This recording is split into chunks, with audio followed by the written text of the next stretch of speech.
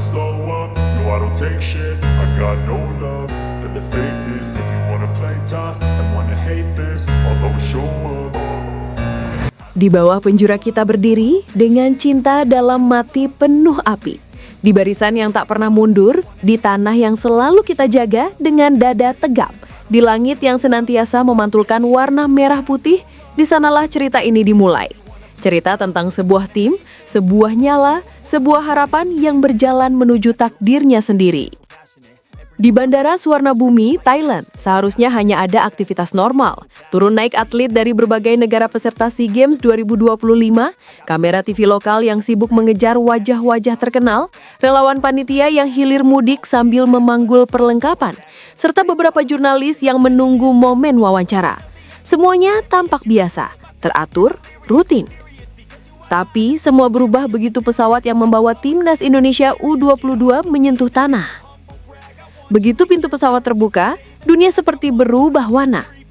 Suara-suara sorakan mulai terdengar dari balik pagar pembatas. Banner merah putih berkibar, ratusan ponsel diangkat ke udara. Karena seperti biasa, supporter Indonesia tidak pernah merantau sendirian. Dimanapun timnas muncul, maka di sanalah stadion itu terbentuk. Tidak peduli negara, tidak peduli zona waktu. ASEAN gas, Timur Tengah gas, Australia juga gas. Mau ke Jepang, Korea, bahkan ke Eropa sekalipun, selalu ada tangan-tangan mengangkat bendera dan suara yang meneriakkan satu kata sakral. Indonesia. SEA Games 2025 kali ini bahkan terasa lebih gila daripada sebelumnya. Selain datang sebagai peserta, Indonesia datang sebagai juara bertahan, sekaligus sebagai tim paling disorot berkat komposisi skuad yang dibawa Coach Indra Syafri. Nama-nama diaspora, pemain keturunan, hingga para pemain muda yang sedang naik daun. Semuanya membentuk atmosfer dramatis sebelum turnamen dimulai. Dan di tengah semua itu, lantunan semangat seolah menyala dari berbagai sudut mimpi. Tak mundur dengan semangat yang tak terkalahkan. Negeri besar kita raih berdua, cinta kita dan negeri ini sejati. Hati dan tanah air bersatu dalam cinta, kita bintang di langit kelam malam. Begitu para pemain keluar dari pintu kedatangan, kerumunan langsung pecah. Panitia sampai kebingungan, petugas keamanan terlihat panik. Kamera lokal sibuk mencari angle terbaik.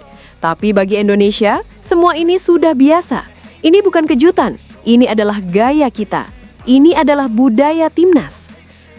Menurut informasi dari Thailand, Indonesia adalah salah satu tim yang paling banyak mendapat liputan bahkan sebelum kick-off pertama dimulai. Media Vietnam ikut heboh, media Thailand menyiarkan kedatangan timnas secara live, media Filipina menulis analisis khusus, dan semuanya mengarah ke satu hal, Indonesia adalah favorit besar. SEA Games 2025 bukan sekedar multi-event bagi Indonesia, ini adalah panggung pembuktian sepak bola muda, ini adalah simbol kemenangan generasi. Coach Indra Syafri datang bukan hanya sebagai arsitek emas 2023, tapi juga sebagai penjaga tradisi, penjaga martabat bangsa. Ucapan beliau sebelum berangkat masih menggema. Target saya hanya satu, pertahankan emas, tidak ada negosiasi. Ucapan yang sederhana tapi isinya tegas. Indonesia tidak datang untuk bermain-main, Indonesia tidak datang untuk belajar, Indonesia datang untuk menang. Di SEA Games nanti, Indonesia tergabung di grup C bersama Myanmar dan Filipina. Dan meskipun grupnya tampak ringan, publik tahu bahwa tidak ada laga mudah. Filipina jadi ujian pertama, membawa banyak pemain muda yang sedang naik daun dari Liga Eropa Minor. Myanmar dengan gaya high press-nya terkenal membuat repot lawan.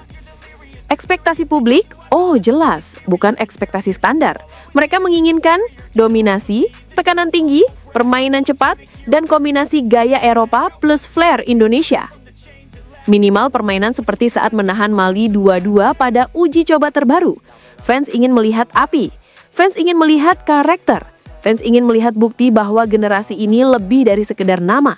Karena tim ini bukan hanya membawa target emas, tim ini membawa harga diri sepak bola Indonesia yang dalam beberapa tahun terakhir memimpin ASEAN. Aku tak akan gentar bersama kita arungi badai. Hati dan tanah air bersatu, jalan cinta kita bintang di langit malam. Dan Karimari masuk ke dalam komposisi tim. Pos kiper, Cahya Supriyadi, Dava Fas, dan Aryan Syah. 3 kipe yang memberikan stabilitas. Cahya membawa pengalaman turnamen besar. Dava memiliki refleks cepat. Aryansyah membawa ketenangan khas kiper modern. Pos defender, Muhammad Ferrari, sang pemimpin lini belakang yang sudah kenyang pengalaman Piala Asia U23 dan kualifikasi Piala Dunia. Ada juga Kang, bek Persib yang rutin tampil di level Asia.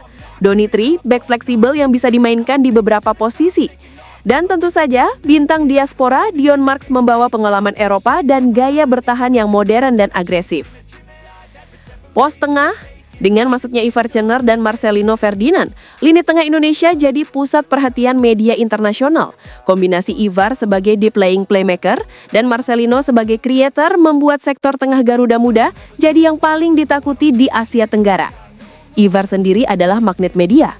Nama, gaya main, aura, dan mentalnya bersinar. Pos depan, di sektor depan ada Rafael Struijk yang dikenal cepat, eksplosif, dan kuat duel.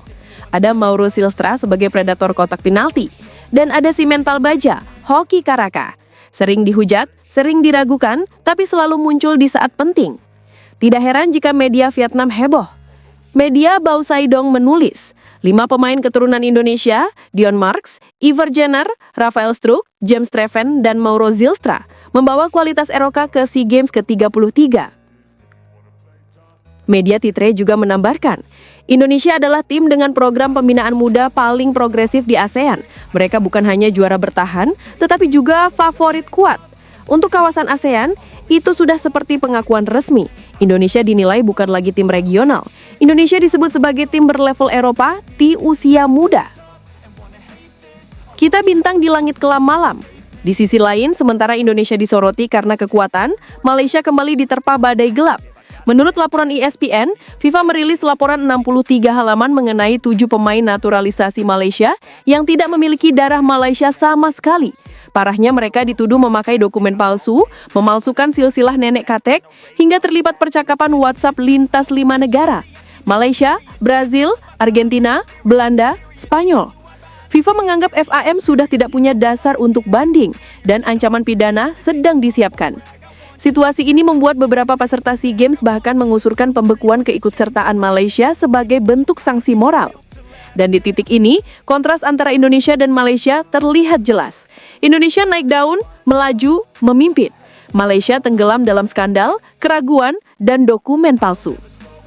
Pada akhirnya, bukan hanya daftar pemain yang dibawa Indonesia ke Thailand, mereka membawa sesuatu yang lebih besar, harapan satu bangsa.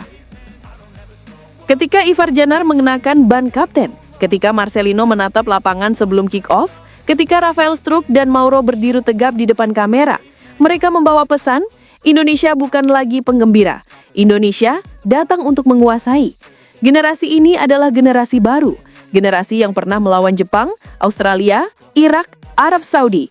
Generasi yang sudah terbiasa di bawah sorotan, terbiasa dengan tekanan. Kini tinggal satu hal tersisa, menjemput emas, menjaga martabat, mengibarkan merah putih di negeri orang. Selama ribuan fans Indonesia di Thailand tidak berhenti menyanyikan lagu-lagu perjuangan, selama para pemain bermain dengan hati, selama api itu tidak padam, maka emas SEA Games 2025 bukan sekedar target.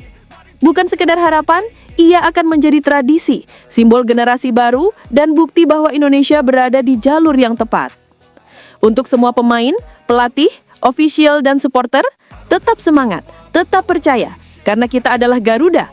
Kita adalah bintang di langit kelam, dan bersama kita terbang lebih tinggi. Indonesia, kita satu. Untuk negeri ini, kita maju, takkan mundur.